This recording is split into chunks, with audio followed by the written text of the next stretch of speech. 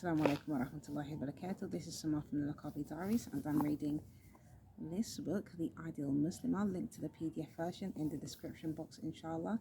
And today's section is entitled Her Son-in-Law. We just finished a part of this chapter with referring to the daughter-in-law, so now we're going to talk about the son-in-law, inshallah. So just as the mother-in-law should treat her daughter-in-law with kindness and respect, hoping and praying for the best of the success of the marriage with her son, she should likewise also do the same with her son-in-law. So the son-in-law, she should treat him with respect and kindness, and remember as well that he is definitely our brother in Islam, okay?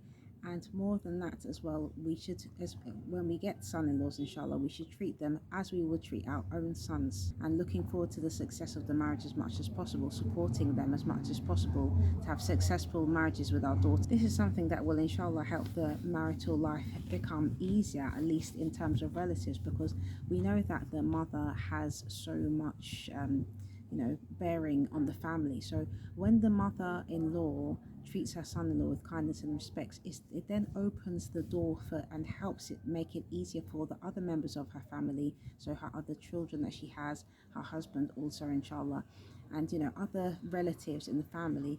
She brings about this ease in helping to ensure that other members of the family are going to live up to that standard. It's like almost like a type of barrier and protection, because the problem is with a lot of homes, when marriages take place and a son-in-law or a daughter-in-law is brought into that family, if the mother-in-law does not treat them well, or he doesn't like them, or she maybe has some attitude towards them, this is almost like a ticket to others members in the family to do the same, basically. Obviously it shouldn't be like that, but sometimes this is what happens. So you have to set an example, being a mother-in-law, to other members in your family, to welcome, to open the doors to this new member of your family, your son-in-law, inshallah, so that other members of the family will see that yes, he should be treated just like other family members, okay? And that doesn't mean that we go against the laws of being mahram and things like that, because the son-in-law, he will never be the mahram